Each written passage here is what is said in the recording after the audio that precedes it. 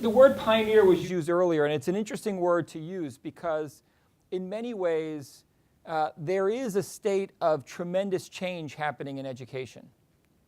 For those of you who are faculty or educators who've been in education for many years, the kinds of change in education are different. We're thinking about change in a fundamental way, the possibilities to embrace a very, very simple human fact and human reality, that learning has changed. Human cognition has changed. The expectation of what information is available, how we collaborate, connect to it, the questions we ask, is fundamentally different for the generation of students in school today than ever before in human history. And that's an amazing opportunity for us to change. But for the most part, the opportunity for changing our learning progression, our assessment models, our teaching and pedagogy in our schools hasn't changed to meet that reality, that norm. So we have a huge opportunity ahead of us, and certainly that's where certainly I'm focused and what we'll talk about today. Now, in my journey around the world, I get a chance to visit and see classrooms and universities all around the world. And for the most part, that change is happening in very, very small pockets. There are pioneers who are sort of on the bleeding edge, literally, of a lot of these changes. And not technology bleeding edge, really bringing different experiences into the classroom.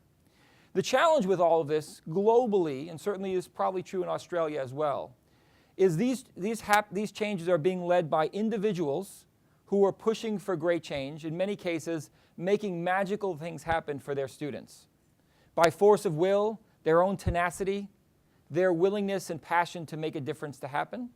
And when I travel around the world, I often meet these heroes. I get escorted to the hallways to hear from them, to see their innovations, etc. I've learned, though, in my journeys around the world to veer off path, to go down to the corridor, down the hall, to visit a different classroom, to see what's happening. And in many cases, there's less heroism in other classrooms, or maybe different heroism, where a teacher is making one great project happen and another teacher is figuring out something else completely different. And as we think about faculty and educators, bringing that change holistically is still a gap that exists around the world. And I imagine this is also true in Australia. And I started a journey a year ago to celebrate these great teachers, great leaders in a project we have called Daily Adventures. And this is work that I do every single day of the year. I talk to a school leader, a student, a teacher, a faculty member, maybe an author, a movie director, policymaker, country leader in the state of education every day. And I share their viewpoints from all over the world in countries far and wide to celebrate great innovation, because innovation is hard and change is hard, and the leaders need to be both celebrated, supported, and encouraged. But also to share light on many cases classrooms that are closed to the world, where faculty members are making new innovations happen, but they're often to a very limited to their department, their campus, their school, their country. We've got to celebrate and share this information, and Daily Adventures has provided that vehicle, and we've gotten input from lots and lots of folks. And this, in many ways, my presentation will be founded by the realities and insight from Daily Adventures. That great teachers, great educators are fundamental to this journey. And the irony is, in the world of technology, often the role of an educator or teacher is perceived to be diminished, because we can just learn online and we can use computers and we don't need teachers anymore. Kids can just learn from digital resources and open education resources that exist. What we found from our research and the work with direct schools is that fundamentally couldn't be further from the truth. That the world of learning that exists outside the school, the world of open resources and education content, the ability for students to connect and collaborate with each other, creates a huge canvas for learning to change. And now more than ever, educators and teachers are needed to guide students throughout that journey, to uplift and inspire them to realize their potential and make a difference in the workforce. And I'll just highlight some really very, very macro trends. And there's certainly lots we can talk about and touch on, but really I'll summarize the trends in really three key buckets. The first is that there's a definite connection between economic success and education outcomes. And this is true globally. And this has not always been the truth. Countries years ago wanted to have a healthy education system, but they didn't see it as an imperative investment for economic prosperity. And that clearly has changed, partly because of the changes and shift in the workforce, where we need advanced degrees or engineers or computer scientists to drive the economy, to create new jobs, etc. Another critical reason for this is the kinds of jobs that are required today require different skill sets. And advancing our education system to create students and future workers to meet this new industry is a critical imperative for countries.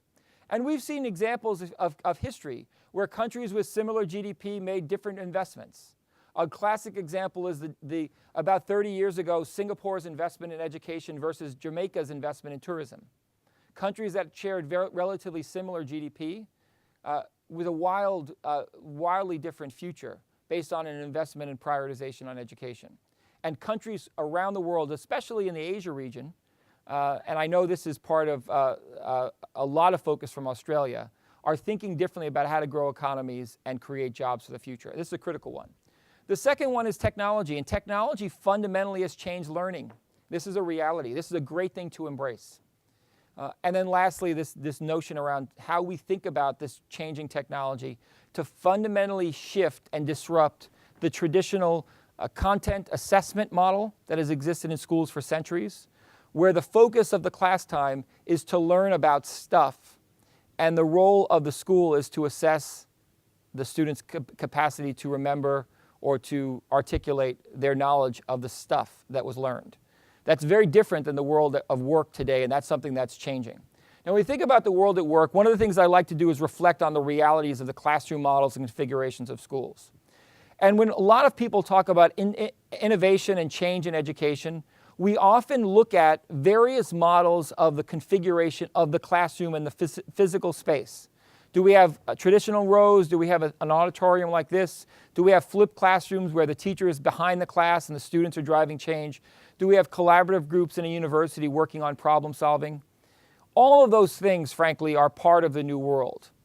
And when we look at classrooms, the thing that we must ensure that we do is not to actually look at the physical space specifically. We don't look at a classroom like that and say, boy, classrooms look the same 100 years ago as they do today. What we've got to look at is what's happening inside the classroom. What's the purpose? What's the relevance to a student's future that's going on? Are the skills, the knowledge, the resources, the collaboration that's happening in a classroom preparing them to solve the toughest challenges in the world, preparing them to realize their potential and make a difference in the world? That's the foundation for what we think about. Now, technology is an interesting lens. It's a catalyst for change. It's thought to be a great need because technology is part of the world students live. But often what happens in a university setting or in a classroom, technology just ends up in a school with a learning model the same, a traditional teaching instruction model, and technology sits on top of an old classroom and pedagogy model. And in many ways, this is the state of the world of education and technology. It's a challenge. As much as change is possible in the way in which technology has evolved in our world, for the most part, technology and education from a university and primary and secondary education, outside of a few examples and pockets, has been one of providing acquisition first, and technology strategy and education has largely been about acquiring the stuff, making sure that every kid has a device. And countries and places like Australia, schools are working today to make sure one-to-one learning is a reality in classrooms. And that's the reality for schools. It's making a device possible. And that's the pivot many schools are prioritizing on. And what I've learned very foundationally is the most important thing for every school leader to do, the most important thing for success for schools, is when a student walks into a classroom or walks on campus, do they feel powered to change the world? Do they see a limitless potential for themselves? Do they expect more from themselves in their role in their community, in their society, in the world? And is education meeting that challenge to push them further and living up to those expectations? Many, many kids around the world, because of race, gender, economic conditions, etc., don't go into school with a limitless potential. They see their future as either very limited or challenged. And schools, in some cases, reinforce that reality. We've got to change that. And in a world of technology's possibility, what we teach and test should change.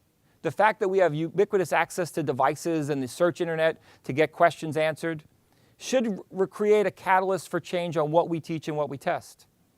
And because technology can do much more than just provide answers or just provide direct connection, we need to use technology to power our work. In a healthcare environment, a surgeon uses technology to monitor progress, to guide and make decisions, to understand from an X-ray perspective deeper into an issue. We don't have that same level of connection in education as it relates to analytics on data, to be able to use tools to make a student go deeper on their understanding of a subject. For the most part, technology is used as a support vehicle and shut off at the time of surgery.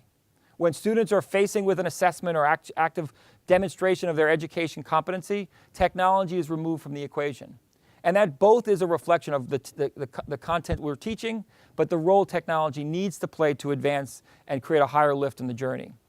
Now, Chrono Zoom is a project that Microsoft has been working on with Moscow State University and California State University to basically take the history of the world and digitize it, as well as create a canvas and a web page for students, to faculty members, to both talk about big history and big data with history, but actually create a canvas for learning in different ways. And I can see from various parts of human history, and I'll just tour it quickly, various parts of human history all the way from the cosmos to Earth, etc. And each of these learning packets create almost guided tours or clusters of information where I can learn about different elements using Zoom. I'm on one web page throughout this entire experience, going through different elements of curriculum and content, bringing in different elements to go in, going deeper across each subject, etc. So a canvas for rich learning can happen, and I can add, as a faculty member or teacher, I can add to it. Students can add tours and journeys, etc. A very, very powerful experience of how technology can be done and the way in which Zoom paradigm can make a difference. Now, that's great, and I can go into all these different examples, but one of the things I can do is use technology to create an experience that may be very difficult for a teacher to articulate. And that is the role of humanity in the history of the universe. So we look at billions of years of human history, of the history of the universe, and then a relative brevity of human history. That's a concept that maybe a fourth grade student has difficulty grasping. So what I can do now is actually show the difference of humanity through this Zoom paradigm on one web page, and I'm going to travel by about 2 billion years a second to go from where we are in the cosmos to human history. So let me do a journey for human history, and you're going to zoom basically through time to actually see where we are in humanity. And this journey, via a tool like Chrono Zoom, with data layers behind it and a timeline structure behind it, shows a journey in terms of what the relationship between human history and the history of the universe broadly. And that's a sort of an experience that can only be done to technology as it goes from here. I'm now looking at the history of science. And layer upon layer upon layer what technology can provide. So these kinds of technologies are the foundation for change that we have to and must bring to our education journey. Not just provide devices or drop computers into the mix, but be thoughtful about how we can bring innovative learning and immersive learning experiences to a journey to uplift experiences for students around the world.